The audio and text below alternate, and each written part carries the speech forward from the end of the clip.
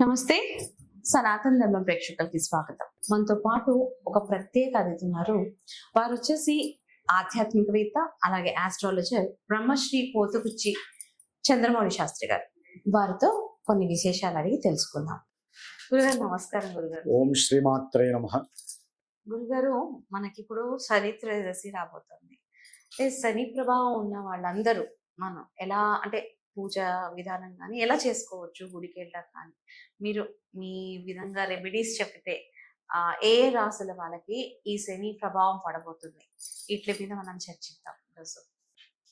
ఇది శనిగ్రహ యొక్క పేరు ఎవరైతే తలుచుకుంటారో, ఎవరైతే వింటారో, ఎవరైతే ఆయనకి సంబంధించినటువంటి పూజలు కానివ్వండి, అభిషేకాదులు, హోమాదులు, జపాదులు చేయించుకుంటారో వారికి వారు అనుభవించేటటువంటి పూర్వజన్మ ఇహజన్మ కర్మదోషాలు 50కి 50% హుతమైపోతాయి. హోమం చేస్తే హుతం అవుతాయి, జపం చేయడం ద్వారా ఏంటంటే నశిస్తాయి. అంటే ఆయన పేరు ఎంత తలుచుకుంటే మనకి ఆయన యొక్క అనుగ్రహం కలుగుతుందని శాస్త్రంలో ప్రతీక. మరి అలాంటిది మనకి మొన్న ఈ మాసంలోనే అమావాస్య ముందు ఒక శని త్రయోదశి వచ్చింది. అది మధ్యాహ్నం వరకు మాత్రమే ఉంది. ఈసారి జూన్ 27వ తేదీ మనకి శనివారము, శని త్రయోదశి. ఆయన నక్షత్రాలు, శని నక్షత్రాలు మనకి హోల్ జోడియాక్ లో 3 ఉన్నాయి. పుష్యమి నక్షత్రము, అనురాధ, ఉత్తరాభద్ర. ఈ 3 నక్షత్రాలు పరిపాలించేది ఎవరయ్యా అంటే శని భగవానుడు. అంటే చంద్రుడు కర్కాటక రాశిలో కానీ, వృశ్చిక రాశిలో కానీ, మీనరాశిలో, ఈ జలరాశుల్లో ఉన్నప్పుడు చంద్రుడు, ఆయన నక్షత్రాల్లో ఉన్నప్పుడు ఈసారి ఏంటంటే ఈ 27వ తారీఖు అనురాధ నక్షత్రం. అంటే వృశ్చిక రాశిలో చంద్రుడు అనురాధ నక్షత్రంలో ఉన్నప్పుడు శని త్రయోదశి వచ్చింది.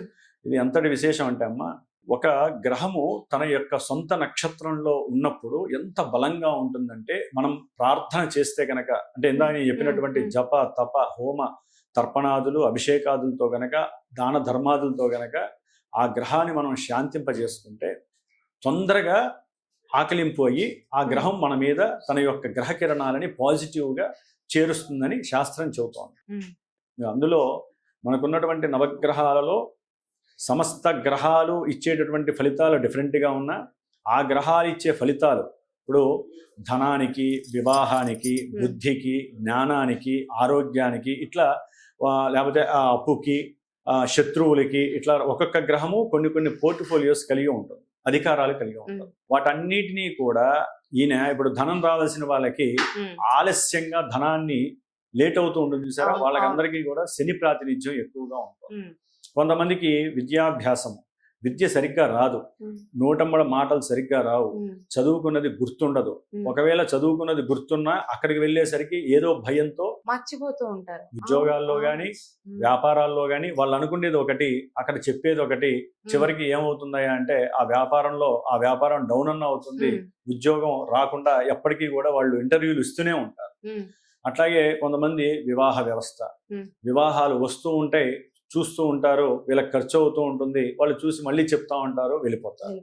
ఇట్లా అభాండాలు, అవకతవకలు, ఇంకా లేనిపోని ఇబ్బందులు, ఇలాంటివి ఏంటంటే ఒక కార్యక్రమం ఒకసారి జరగాల్సింది పోస్ట్ పోన్ అవుతూ ఉంటుంది.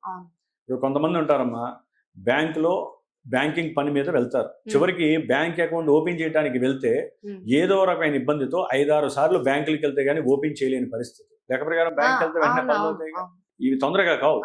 అట్లాగే వివాహ ప్రయత్నాలు చక్కగా జన్మజాతకంలో అంటే అనుకున్న కార్యం తొందరగా సిద్ధించదు.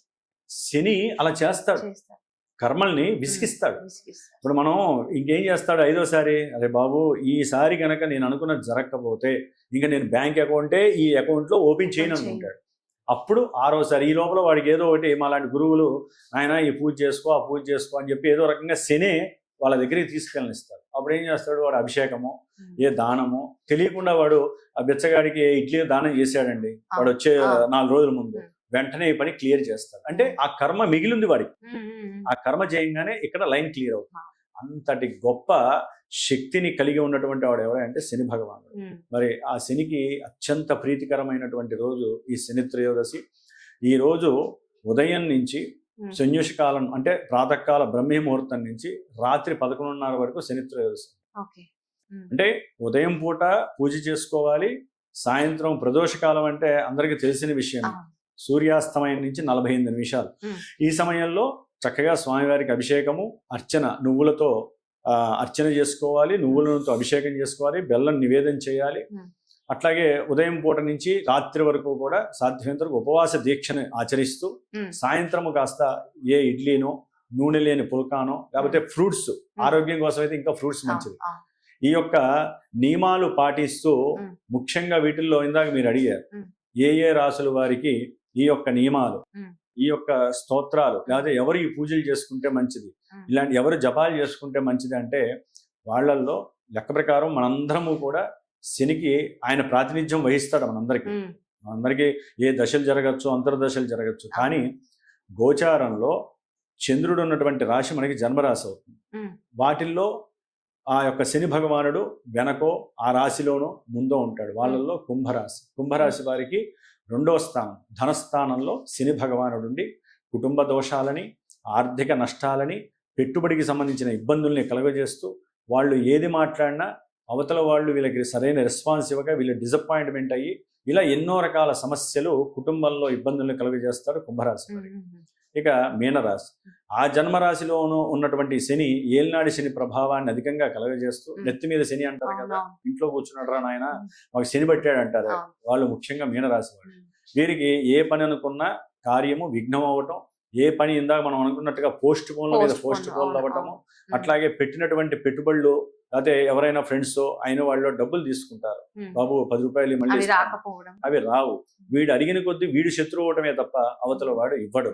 ఇట్లా వీడు ఏదనుకున్న ముఖ్యంగా ఆరోగ్యం మీద ఎఫెక్ట్ పడుతుంది. దీర్ఘకాలిక అనారోగ్య బాధలు మీనరాశి వారికి ఎక్కువగా వచ్చే అవకాశాలు ఉంటాయి. ఏది ఏలినాడి శని. ఇక మేషరాశి వారికి 12వ స్థానంలో ఉన్నటువంటి శని భగవానుడు అప్పుల బాధ, తీవ్రమైనటువంటి ఒత్తిడిని కలుగజేస్తాడు. వాళ్ళు ఏ రకంగా అప్పు చేయనండి, విద్యకు చేశారా, పెళ్లికి చేశారా, ఇల్లు కట్టుకోవడానికి చేశారా, ప్రయాణానికి చేశారా, ఆరోగ్యం దేనికోసమైనా చేయండి, కోరిక చేసినా అవసరానికి చేసినా శని ఇచ్చే ఫలితాలు అప్పుల బాధతో వీడిని తడిసి ఇబ్బంది పెడతాడు. 3 చెరువుల నీళ్లు తాగిస్తాడు.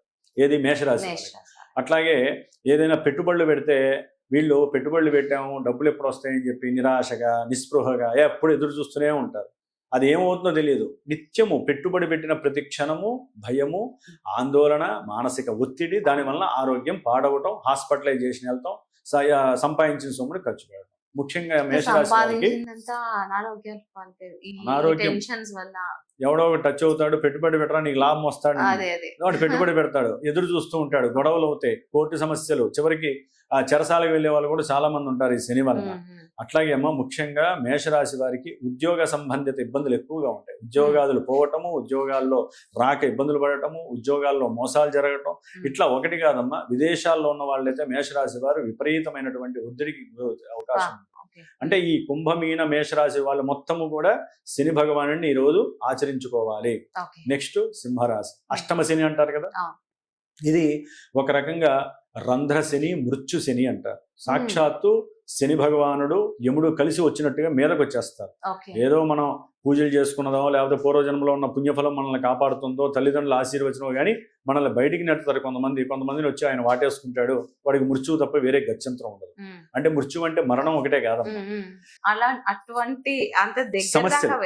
ఇప్పుడు వివాహస్తులు ఉన్నారమ్మా, వివాహం అయింది, పట్టుమని 4-5 నెలలు కలిసి కాపురం చేయరు, వెంటనే వాళ్ళకి ఏదో రకమైనటువంటి మానసిక అలజడి. సింహరాశి వాళ్ళకి ఏమవుతుందంటే ఇగో ఫీలింగ్ ఎక్కువ ఉంటాయి, అహంకారము, నా కిందే వీళ్ళు ఉండాలి, నేను చెప్పినట్టే వినాలి అనే ఫీలింగ్ నేచర్ ఎక్కువ ఉంటుంది. దానివల్ల ఏమవుతుంది, శని భగవానుడు వీళ్ళ యొక్క నాడి పడతాడు. అరే వీళ్ళకి ఉన్నదాన్ని మనం ఇచ్చేసేసుకోవచ్చు, కర్మని ఆస్వాదించవచ్చు అని చెప్పి ఏం చేస్తాడంటే పెళ్ళైనటువంటి వాళ్ళకి ఎడబాటు ఎట్లా ఉంటుందో రుచి చూపిస్తాడు. దానివల్ల ఏమవుతుంది, పెళ్ళైన వాళ్ళకి లేనిపోని సమస్యలు, అంతర్గత విషయాలు, పూర్వం ఎప్పుడో చేసుకున్నటువంటి తప్పుల్ని కూడా బయటికి తవ్వి తీసి వీళ్ళ మధ్య లేనిపోని అంతర్గత సమస్యల్ని పెడతాడు. అంతర్గతంగా వ్యాపారంలో కూడా, వ్యాపార భాగస్వాముల మధ్య కూడా ధనపరమైనటువంటి ఇష్యూస్ వచ్చి ఇద్దరూ కూడా కొట్లాడుకోవటము, వీలుంటే కొంతమంది వాళ్ళ మీద వీళ్ళు రకరకాల ఇది కూడా చేసే పరిస్థితులు ఉంటాయి. పోలీస్ స్టేషన్లకు వెళ్ళటం, కేసులు పెట్టుకోవటము, ఆర్థికంగా నష్టపోవటం. ముఖ్యంగా సింహరాశి వారికి ఈయన దృష్టి దశమ భావం మీద పడేసరికి వీళ్ళు ఉద్యోగం వస్తుంది ఎదురు చూడటమే తప్ప ఉద్యోగం రాకపోగా బ్యాంకులో ఉన్న డబ్బులన్నీ కూడా వాడికి ఇచ్చి వీడికి ఇచ్చి మీడియేటర్లు ఉంటారు కదా, అవునవును. వాళ్ళకి ఇచ్చి ధనం అంతా నష్టపోతూ అసలు ఉద్యోగం రాదు, పాడు రాదు, వీడి దగ్గర ఉన్న 10 లక్షలు కూడా కోల్పోయే పరిస్థితి. ఇట్లా ధన ప్రభావము, ముఖ్యంగా దీర్ఘకాలిక అనారోగ్యాలకు సంబంధించి హాస్పిటలైజేషన్స్ అవ్వటము, కంపల్సరీ ఉన్నట్టుండి వాళ్ళకి అకస్మాత్తుగా ఆపరేషన్స్ జరగటము, దాని ద్వారా ఉద్యోగాలు మరి 4-5 నెలలు ఆపరేషన్ జరిగితే సెలవు పెట్టాలిగా వ్యాపారాలకి, ఈ మొత్తం బండ్లు ఓడలయ్యే పరిస్థితి. ఇవన్నీ ఏమంటారు, విద్యార్థులకి అయితే కనుక విద్య ఎందు, కుటుంబంలో ఉన్నట్టుండి కుటుంబ సమస్యలు, ఇట్లా అంతర్గతమైన సమస్యలు, సంతానం కలుగుతుంది అనుకున్న వాళ్ళకి చక్కగా ఆయన రుచి చూపిస్తాడు. ఓకే, 3వ నెల, 4వ నెల, 5వ నెల అష్టమంలో ఉండి సంతాన స్థానాన్ని చూసేసరికి ఈ యొక్క సింహరాశి వారికి సంతానపరమైనటువంటి ఇబ్బందులు, సమస్యలు, కొంతమంది చదువుకునే సంతానము కానీ ఉద్యోగస్తులకు కానీ ఉన్నట్టుండి మరి వీరి యొక్క సంతానానికి దుర్వ్యసనాలు పాలయ్యి లేనిపోని ఇబ్బందులు కూడా వీరికి సంతానం వల్ల బాధలు కలుగుతాయి సింహరాశి. వీరు కూడా ఈ శని త్రయోదశి రోజున శనికి చక్కగా నేను చెప్పే పూజలు అవి చేసుకోవాలి. అయితే ఇప్పుడు ఈ రాశుల వారు ప్రత్యేకంగా చేసుకోవాల్సిన రెమెడీస్ ఏమైనా ఉన్నాయా? తప్పకుండా అమ్మా. ఇంకొక రాశి మనం మర్చిపోయాం, ధనస్సు రాశి. ధనస్సు రాశి వారికి గృహపరమైన, వాహనపరమైన, మాతృ సంబంధిత, సౌఖ్యపరమైనటువంటి ఏదైతే సౌఖ్యం అనుభవించాలి అనుకుంటారో ఆ విషయాలన్నింటిలో కూడా అప్పుల బాధ ఎక్కువయ్యి నానా భీభత్సమైనటువంటి సమస్యలు, దీర్ఘకాలిక అనారోగ్య బాధలు వచ్చినయేమో అని చెప్పే మానసిక వేధ, అప్పుల వాళ్ళు వచ్చి కుతికి పట్టుకున్నట్టుగా వాళ్ళకి ప్రతి క్షణము కూడా నిద్ర లేకుండా వాళ్ళు పడే క్షోభ అంతా ఇంత కాదు ధనుస్సు రాశి వారికి. ముఖ్యంగా వ్యాపారాల యందు, ఉద్యోగాల యందు కూడా వాళ్ళు అనుకున్నటువంటి స్థిరత్వం దొరక్క ఎప్పుడు ఉద్యోగం ఊడుతుందో తెలియదు, ఎప్పుడు ఉద్యోగం మళ్ళీ వెతుక్కోవాల్సి వస్తుందో తెలియదు అనేటటువంటి ఆలోచనలతోనే వాళ్ళ యొక్క జీవిత సౌఖ్యం అంతా కూడా కొంప కొల్లేరయ్యే పరిస్థితి ధనుస్సు రాశి వారికి కలుగుతుంది. ఇట్లా మనం ముఖ్యమైన రాశుల్లో ఇందాక మనం అనుకుంటే ఏలినాటి అష్టమ, అర్ధాష్టమ శని వాళ్ళు మాత్రము ఈ శని త్రయోదశి రోజున విశేషముగా అభ్యంగన అంటే నువ్వుల నూనె చక్కగా సూర్యోదయానికి ముందే నఖసిక పర్యంతం పట్టించి, అంటే మరి దోషం పోవాలి కదా, ఆరోగ్య దోష అనారోగ్య దోషాలు పోతే మనసుకి ఒత్తిడి తగ్గి ఏదైనా పని చేయడానికి ప్రతి పని నిదానం కాస్త ఫాస్ట్ అవ్వాలంటే ముళ్ళును ముళ్ళుతోనే తీయాలి. కాబట్టి చక్కగా నువ్వుల నూనె రాసుకొని ఆ శని మంత్రం చదువుతూనే ఉండాలి ఆ రోజుల్లో. ఉదయం పూట దీపారాధన చేసుకోవటం ఇంట్లో, ఆ తర్వాత దేవాలయానికి వెళ్ళాలి. సాధ్యమైనంత వరకు ఆ రోజు ఈ ప్రభావం ఉన్న వాళ్ళు చెప్పులు లేకుండా, వీలుంటే కాస్త ఒంటికి బ్లాక్ కి సంబంధించిన థ్రెడ్ అయినా సరే కట్టుకోవాలమ్మా. ఆ రోజున ఏదో రకంగా బ్లాక్ టచ్ అవ్వాలి.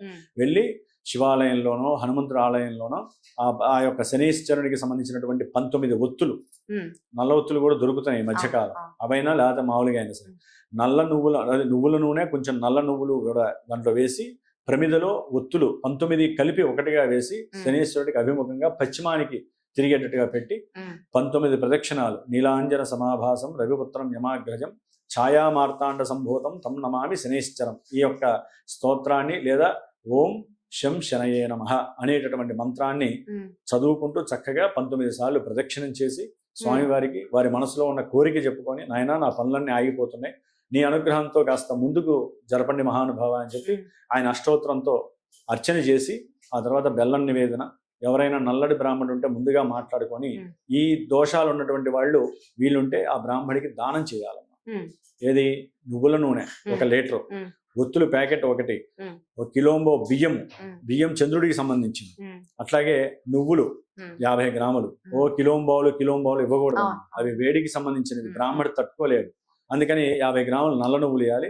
వీలుంటే ఒక స్టీల్ బౌల్ కానీ, స్టీల్ గ్లాస్ కానీ, స్టీల్ దాంట్లో ఈ నువ్వులు వేసి చక్కగా బ్రాహ్మడి కాళ్ళు కడిగి నెత్తి మీద జల్లుకొని వాళ్ళ సంకల్పం చెప్పుకొని ఆ బ్రాహ్మడికి తృణమో ఫలమో ఆ బ్రాహ్మడి అడిగినంత డబ్బులు పెట్టేసేసి వస్త్ర సముదాయము, అట్లాగే కాళ్ళకి చెప్పులు, గొడుగు కూడా నల్లటివి ఇచ్చారనుకోండి, అసలు వీరికి ఇప్పటి వరకు ఉన్నటువంటి చాలా కర్మదోషాలు ఆ దానంతో పోతాయి, పూజ వలన దానం వలన పోతాయి.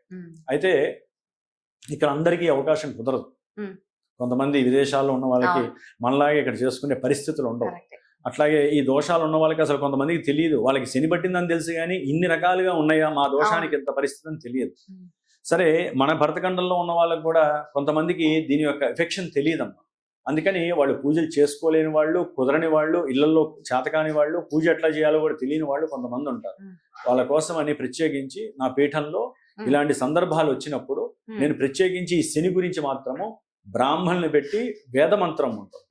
శమగ్నిరగ్నివిష్కరశ్చన్నస్తపత సూర్య శంబాతోవాత్పర అపస్రద, ఈ మంత్రాన్ని 19,000 సార్లు జపం చేపించి ఆ తీర్థాన్ని ఒక రక్ష మీద కాలభైరవుడు రక్ష ఉంటుంది నా దగ్గర.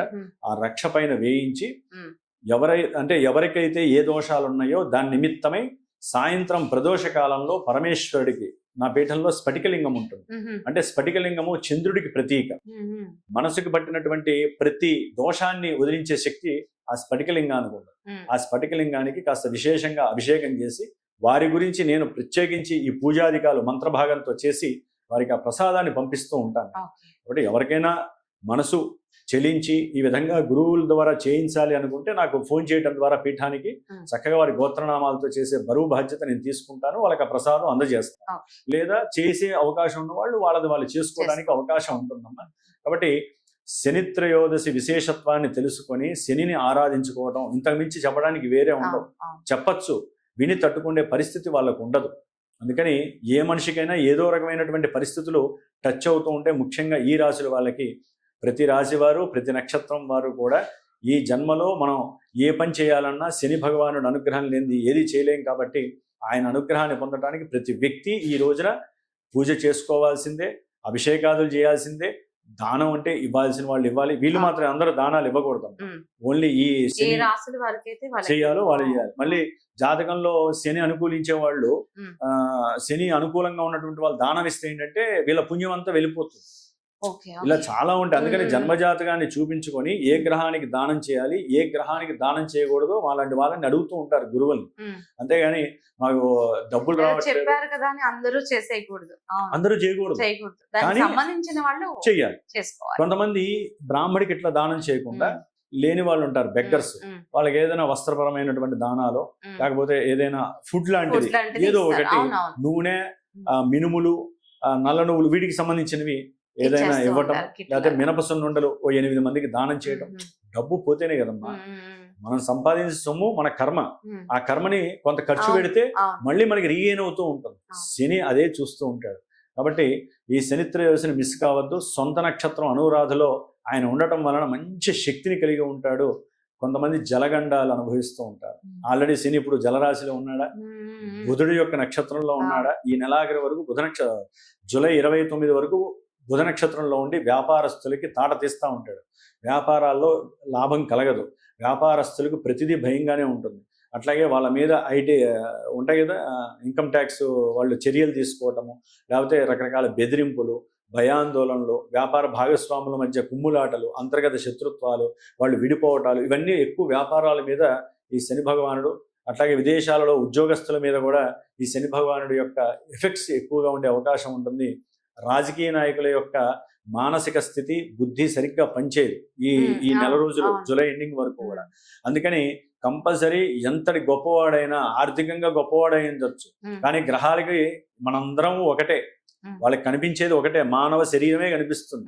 నీ దగ్గర ఎన్ని కోట్లు ఉన్నాయని, ఎన్ని కార్లు ఉన్నాయని ఎవడు చూడటం. కాబట్టి బిచ్చగాడినైనా రాజుని చేస్తుంది, రాజుని కూడా బిచ్చగాడిని చేసే శక్తి ఒక శని భగవానుడికి ఉంది. కాబట్టి ఆయనకి నిత్యము మనం దాహసం నమస్కారం చేసుకుంటూ, చాలా మంది దశరథ శని ప్రోక్త స్తోత్రాన్ని చదువుతారమ్మా, శని 12 నామాలు చదువుతారు. ఏదో రకంగా ఆ శని భగవాన్ని తలుచుకుంటూ, అందరూ అలాగా మంత్రాలు చదవలేరు కాబట్టి ఏదో రకంగా తలుచుకుంటే శని బాధలు, ఈతి బాధల నుంచి బయటపడడానికి అవకాశాలు. నిజంగానే చాలా చక్కగా చెప్పారు గురుగారు. ఏ ఏ రాసుల వారికి అయితే దోషాలు ఉన్నాయో అనుకుంటున్నారో వాళ్ళు మటుకు గురుగారు చెప్పినట్టుగా రెమెడీస్ ఫాలో అయ్యి ఆయన అనుగ్రహం కలగాలని కోరుకుంటూ ధన్యవాదాలు గురుగారు. శుభమస్తు. ఓం నమః శివాయ.